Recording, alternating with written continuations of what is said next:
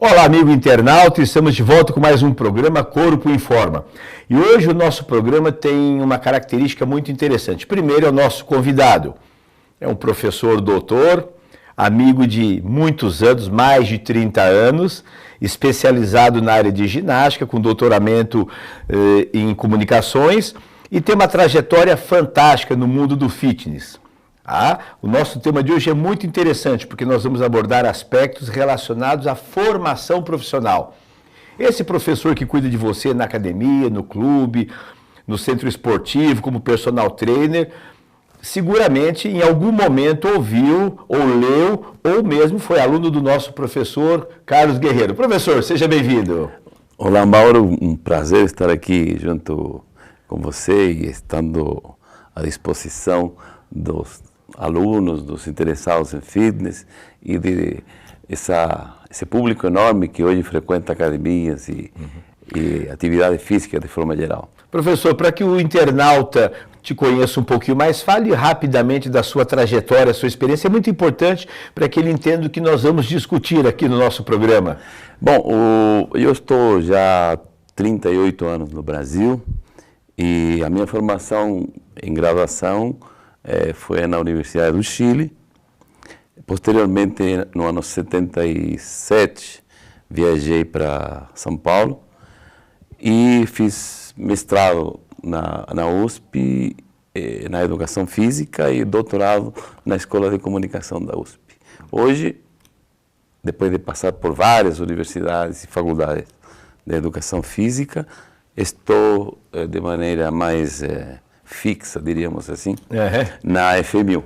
Mas tem um detalhe interessante, você esqueceu de contar, lá no Chile, foi onde começou suas experiências relacionadas à área de ritmo. Isso. Né? Na verdade,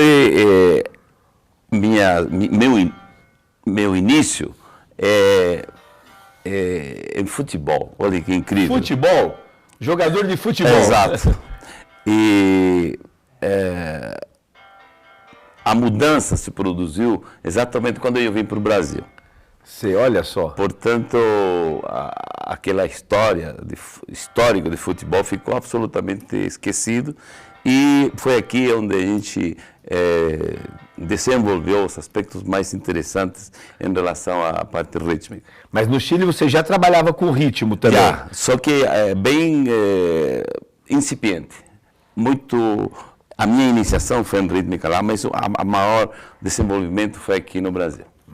Veja, o professor Guerreiro trabalha em várias universidades, sempre ligado à área de ginástica, como professor de ginástica em grupo, teve uma experiência muito grande com academia, foi proprietário de academia de ginástica, participou desse movimento todo que existe no Brasil e na América do Sul, né, no movimento da aeróbica, né, como professor, como proprietário de academia. E mais recentemente, nesses últimos anos, tem trabalhado na FMU, no curso de graduação, com duas disciplinas, né? As habilidades gímicas e axiais. Axiais e atividade rítmica. Atividade rítmica. Bem, pessoal, é sobre esse tema que nós vamos conversar hoje. Veja, muitos professores que estão aí nas academias, dando aula na chamada ginástica em grupo, né? Nas atividades de ginástica coletiva e ginástica em grupo, que utilizam a música. E a gente tem visto nesses últimos anos que a música tem tido um papel muito importante, muito interessante, como um elemento didático e de ajuda. Mas, professor, então o nosso tema é começar esclarecendo algumas dúvidas e algumas confusões. Claro. Né? Porque as pessoas dizem assim, o primeiro ponto, para a gente começar do grandão, a gente já ouviu dizer, né? Esse aluno ou essa criança não tem ritmo. Sim. Isso é um absurdo pedagógico. Na verdade, isso aí dói um pouquinho até meus ouvidos, né? Sem dúvida. Porque sabemos que o ritmo é uma capacidade neuromotora que é absolutamente inerente ao ser humano e como capacidade ela não tem como alguém não tê-la. Todo mundo tem, ou mais ou menos, essa é a questão. Exato, ou mais ou menos, desenvolvido em alguma medida mais funcional ou um pouco menos, mas todo mundo tem ritmo. Quando as pessoas dizem assim, o brasileiro tem mais ritmo. Na verdade, ele tem uma forma muito mais gostosa e prazerosa de curtir estilos de música, ou de se expressar. Estilos de Porque nós comentávamos ali no nosso backstage, né, que existe um conceito, um significado. Ritmo significa... vem do grego, significa, do grego ritmos, né, e significa fluência de movimentos. Entendendo-se como fluência de movimentos, qualquer elemento. Qualquer elemento vivo. Vivo, né? que tenha... A maré tem ritmo. Ritmo, né? que tenha movimento, tem o ritmo implícito. Né? Portanto, é muito mais abrangente o termo ritmo. Ele abrange praticamente a existência humana. Né? Lembra que algum tempo atrás, as pessoas falam em biorritmo, né, que é nome de academia hoje, né? Exato. Fazia o biorritmo, era o gráfico, né, como que a pessoa se comportava durante né, o dia. Ritmo, né, durante o dia, durante a noite. Então esse é um aspecto interessante, né? Na verdade são todas derivações de um macro conceito, que é o conceito de ritmo como elemento básico existencial. Professor, se todos nós temos essa capacidade, então é possível desenvolver o ritmo. Como resistência, como força, ele é desenvolvido, ele é treinado, ele é educado? Como base de qualquer sujeito, como inerente à própria pessoa humana, ele como eu já disse, ele faz parte do nosso cotidiano. Mas atividades que precisam de musicalidade, de expressividade, de cadência rítmica, de ritmicidade, é logicamente que você pode desenvolvê-los. Se você escuta uma música, por exemplo, você poderá desenvolver uma certa habilidade para executar essa música em função do andamento dela, da velocidade de execução. É muito interessante que a gente vê as crianças já bem pequenas, né? Ao escutar a música, de repente ele começa a se movimentar seguindo a música. A música. E a pessoa está seguindo o ritmo. Na verdade não segue o ritmo, ele segue uma cadência. Uma cadência. Uma velocidade, um andamento, como seria um termo mais exato dentro do ambiente musical. Bom, como nós estamos pensando no aspecto pedagógico, é interessante você, internauta que é professor, né, o personal, o professor de grupo, ou mesmo interessado em atividade física, nós entendermos alguns conceitos básicos, Sim. né? Então eu conversava com o professor Guerreiro que existem dois conceitos que são fundamentais para que o aluno, futuro professor, entenda. Um é o conceito de musicalidade e de ritmicidade. Exatamente. Eu tenho desenvolvido o seguinte raciocínio. A partir do som, como elemento básico de qualquer organização rítmica e musical, existe a possibilidade de nós organizarmos esse som em estruturas rítmicas. Aham. Se a essas estruturas rítmicas nós acrescentamos melodia e harmonia, nós formamos um grande grupo chamado música. Uhum. Administrar todos esses elementos em termos corporais, eu digo que é a musicalidade.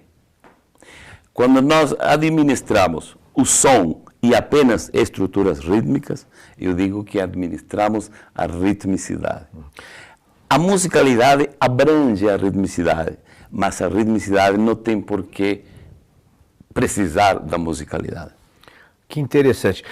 Eu sei que foi preparado lá na faculdade, né? Uhum. Você preparou material para ilustrar esses componentes. Você acha que já é o momento de nós mostrarmos o primeiro, ou se faz necessário ainda um conceito? Eu acredito que é a necessidade de explicar uma coisa que você falou logo no início. A importância da música na educação física, nas atividades físicas, principalmente nas academias. Hoje, praticamente 90% das modalidades utilizam-se da música. Uma aula de step, uma aula de jump, hidroginástica, zumba, que é um grande sucesso mundial. Exato. Eles usam a música. E quando você trata bem a música, é evidente que você enriquece a sua aula. Você não tratando bem a música, quando executando os exercícios inerentes àquela modalidade, é provável que a sua aula empobreça. Né? E a gente vê assim, então, pensando, aproveitando essa ideia, eu poderia então dizer assim, bom, eu tenho uma aula onde a música está de fundo e não está acontecendo nada, ela está lá como uma música ambiente. Claro. Isso já faz uma outra função. Então veja, e acho que o que o professor está colocando é bem interessante, então, como eu vou utilizar a música como um elemento estratégico, como parte da minha didática.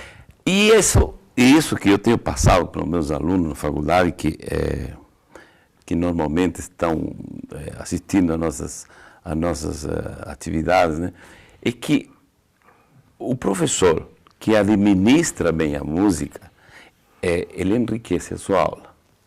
Pelo contrário, quando ele apenas segue um determinado fraseio e sem importar as intensidades e as contagens, é muito provável que a aula se torne muito mais chata, muito mais maçante, muito mais cansativa, menos prazerosa. Então, veja, esse é um detalhe interessante. A música, ela oferece uma série de elementos, vamos dizer assim, né, que permite que o professor, então, consiga dar uma riqueza maior ao desenvolvimento da aula, aproveitando o que a música oferece, ou aquele estilo de música. Exato, porque a música, ela por si própria, ela é estimulante. Agora, tratando bem, você cresce. Então, professor, quando as pessoas assim, eu vou fazer uma aula com ritmo samba, com ritmo forró, está inadequado, então, na minha opinião, essa não terminologia. É ritmo, exato. São estilos, né? Estilos. Estilo de samba, estilo de forró, estilo... é um estilo de música, estilo característico. De música, que tem uma estrutura rítmico-musical incorporada. Que a diferencia de outros estilos, né? Então, essa divisão entre ritmicidade e musicalidade muitas vezes não está clara nos profissionais que lidam com essas atividades. Então, todo o processo de formação, de educação, de preparação de um futuro profissional, de educação física ou de dança, que queira utilizar como recurso didático a música, é importante, então, ele passar por um processo pedagógico, um processo educativo, para que ele compreenda toda essa estrutura. Com certeza. O que nós fazemos na faculdade é exatamente uma função bastante elucidativa sobre conceitos, sobre aspectos práticos do que é ritmicidade, musicalidade, do que são as atividades próprias de cada uma dessas atividades e, principalmente, o uso adequado da terminologia que se relaciona com a música de maneira geral. Então, esse é o... Bom, então estamos preparados então para começar a entender a parte prática. Isso. Então, a nossa equipe de produção está preparada. E aí você pode chamar Então, eu queria mostrar primeiro, na lousa nós temos assim uma frase, que é uma frase rítmica, não é uma frase musical, porque incorpora umas divisões de compassos e de figuras rítmicas, que permitem ao aluno estabelecer uma relação entre a percussão e a leitura de um fraseio rítmico. Uhum. Então nós vemos aí na lousa uma frase de 4/4, 3 compassos de 4/4, que incorpora algumas figuras rítmicas, inclusive uma pausa, e que o aluno tem a obrigação, diríamos, né, de entendê-la e poder interpretá-la. A partir desse instante, o aluno poderá começar a raciocinar bastante mais cognitivamente sobre o que está vendo e sobre o que está percutindo. Ele vai, então, observar as figuras rítmicas e transformá-la isso em movimento, em expressão. Primeiro em percussão e depois utilizando uma percussão corporal dentro aproveitando o seu próprio corpo. Então, vamos ver o vídeo número 2? Sim. Aí temos alguns alunos percutindo a frase que está lá na lousa, né? Com bastões, que é um bom instrumento para apreciar a percussão. E dentro dessa percussão que ele está realizando, há vários conceitos implícitos. O conceito de frase, o conceito de acentuação rítmica, o conceito de pulso. Vocês veem que eles estão batendo com os pés no chão, estão levando uma determinada cadência, uma determinada velocidade. Essa velocidade chama-se andamento, né? Andamento rítmico. E a percussão que tem movimentos que são tanto na parte superior quanto na parte inferior do corpo, que determinam os tempos mais acentuados e menos acentuados. Dessa forma, ele aprende que existem compassos binários, ternários e quaternários. Professor, mostra com as palmas aqui para o nosso internauta ver o que eles estavam fazendo. Claro. Se eu quiser, por exemplo, bater um compasso binário, eu teria primeiro que percutir um pulso rítmico que seria o meu metrônomo. Sim. E eu, para bater um pulso de binário, eu teria que fazer um tempo forte em cima e os fracos embaixo. Se eu tiver que percutir um tempo com essa perna e um tempo com essa outra, o tempo que exemplifica este lado seria em cima, mais forte, mais acentuado, e o tempo que se desenvolve com a outra perna seria menos acentuado. Se eu tivesse que transmitir isso na lousa, diria que isso é um compasso binário. Então, 1 e 2. 1 e 2. Isso. Ternário seria em cima.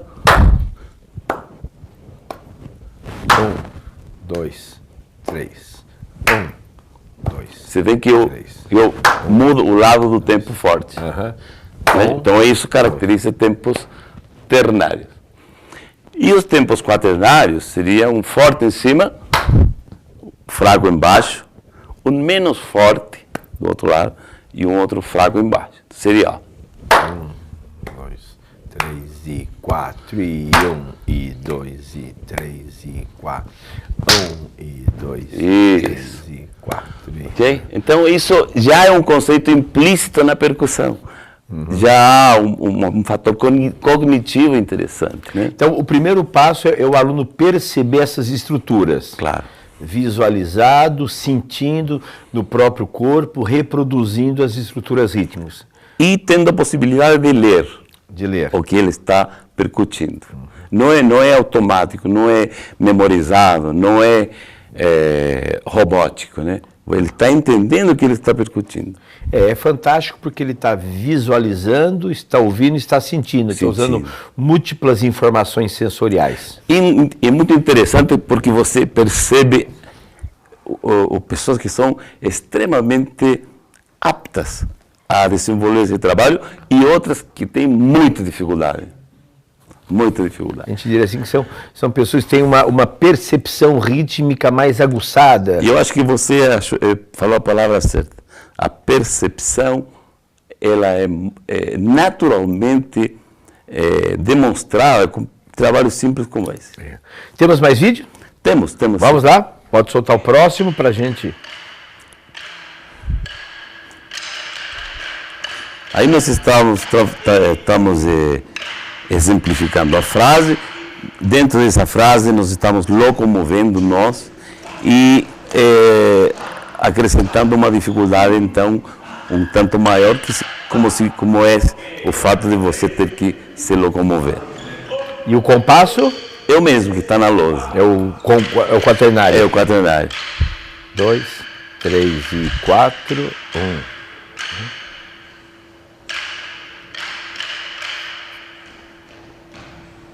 E aí ele reproduziu com o movimento a mesma estrutura. Exato. Com o corpo você vê que todo. utiliza as coxas e a locomoção. E essa subida é a pausa? É a pausa. A pausa. Entre um compasso, A pausa está localizada nessa frase, no terceiro compasso. Então ela é demonstrada, mas não percutida. Tá? E ela completaria Completa com 4 tempos. Exato, exato. Bom, você que está assistindo está compreendendo, isso aqui é uma aula fenomenal, hein? Depois você pode treinar em casa, pá, pá, pá, pá, e assim sucessivamente. Tem muitos alunos que acham muito difícil, mas uma vez que eles começam a perceber a fluência do que significa administrar este tipo de percussão, eles vão se estimulando, querendo fazer mais. O que a gente percebe, não, eu gosto muito da palavra percepção, é que tudo isso não é ouvido, é sentido. Sentido. É a palavra. Você tem que sentir. Porque é percepção, né? Você lembra, teve um filme muito interessante, que veio Dança Comigo, que o artista, né, o protagonista, ele precisava dançar o passo doble, e ele vai numa comunidade, tinha uma senhora bem redonda assim, e ela dizia assim, não, ela batia no peito dele dizendo assim, você não está ouvindo, você precisa sentir. Então, ela fazia o pulso batendo nele. Isso. Tum, tum. Me lembra, esclarece muito bem essa... Sim. Para esse bloco temos mais um vídeo ainda? Acho que tem mais um. Tem mais um do... Aí, o que nós fizemos? Mantendo a mesma frase, a gente dividiu os grupos, né? Porque é uma opção que você tem de utilizar a noção do espacial também. Então, avançando em formas opostas, você consegue dificultar um pouco o trabalho e, ao mesmo tempo, firmar mais a percussão.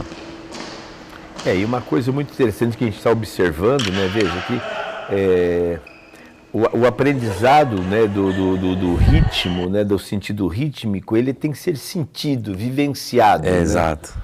Que é uma prática corporal muito interessante. Este vídeo que a gente preparou, na verdade, foi muito espontâneo, né? Não preparamos nada, na verdade. Juntamos as pessoas e demos os bastões e preparamos na hora. O mais interessante é que essas pessoas conseguiram expressar com muita facilidade, com muita fluência. Professor, assim, na sua experiência, né, muitos anos com os alunos, meninos e meninas, os rapazes e moças, você sente a diferença? A gente poderia dizer que as diferenças muitas vezes são mais no aspecto de vergonha, de inibição, do que propriamente de uma capacidade perceptiva diferenciada entre homens e mulheres? Olha, uma coisa que me resulta bem clara é a seguinte: mais mulheres são, ou melhor, um número maior de mulheres é mais perceptivo e se estimula mais facilmente. Porém, os homens, quando aparece uma pessoa com uma percepção adequada, ele é muito mais rápido que a mulher. Olha só que interessante. É muito interessante. Poucos homens, mas quando aparece ele é muito rápido na percepção, na execução, na fluência. E as mulheres, em número, elas sempre são mais dispostas, parece, né? Talvez isso a gente encontra, né, na área de ginástica em grupo, utilizando a música, né, existe uma predominância maior, né, das mulheres em se envolver com essa prática que usa a música, o movimento. E você tem razão, influi muito essa questão o aspecto emocional, a parte mais ligada à vergonha, né? Essas coisas que são mais próprios dos homens que das mulheres. Provavelmente isso influi. Nesse primeiro momento, então, nessa fase de preparação, então, né, estamos pensando agora na capacitação, na formação de um futuro professor. Sim. Primeiro, aquele que se interesse e tem sensibilidade, né, porque tem aqueles que são mais sensíveis à música, que se identificam mais, como em qualquer outra manifestação artística. Sim. Né? Então, você diria assim que a base, o primeiro passo é ele compreender esses conceitos e vivenciar essas estruturas. Exatamente. Principalmente porque as músicas que se utilizam nas academias respondem a esse compasso de 4/4. Né? São músicas, vamos dizer assim, mais quadradinhas. Mais quadradas, claro. Então você já vai preparando percutivamente, ritmicamente, para depois incluir a questão musical. Bem, nós temos mais 5 minutinhos, foi avisado pelo nosso diretor, né, para nós irmos completando esse programa. Tem mais um vídeo? Parece mais um... Mais um vídeo, veja lá, a nossa equipe. Você vê, aqui mudamos dividimos em 3 grupos e todos com deslocamentos diferentes.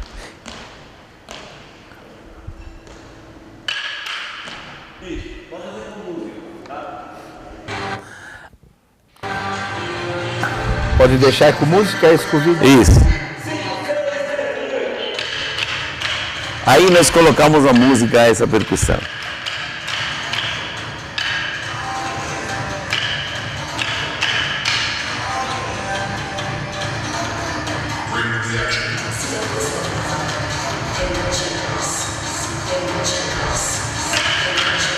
Isso. Então nós conseguimos aproveitar uma percussão feita apenas com os bastões e com deslocamentos, colocando uma música para entender que ambas coisas se reproduzem de maneira ao uníssono. Então, agregando valores. Então, isso eu me lembro que na educação do sentido rítmico, né, me lembro que assim, a memória rítmica, o segmento rítmico, né, na verdade eles estão fazendo um acompanhamento, utilizando a percussão, exato, e se ajustando ao... E construindo, né, construindo elementos corporais que vão se adequando à música. Bom, eu acho que nesse primeiro momento, né, de formação, quer dizer, aquele professor que pretende trabalhar com música, primeiro tem que ter sensibilidade, né, tem que gostar, né? Tem que gostar. Tem que gostar. Agora, uma coisa interessante, nesse tipo de trabalho, tem muita gente que nunca viu. E primeiro acha muito difícil, né? Bloqueia-se normalmente. Mas quando ele começa a perceber que há toda uma relação, inclusive estritamente matemática, né? Sim, que é bem matemático. Bem matemático. Ele começa a despertar, parece, para um estímulo agregado, né?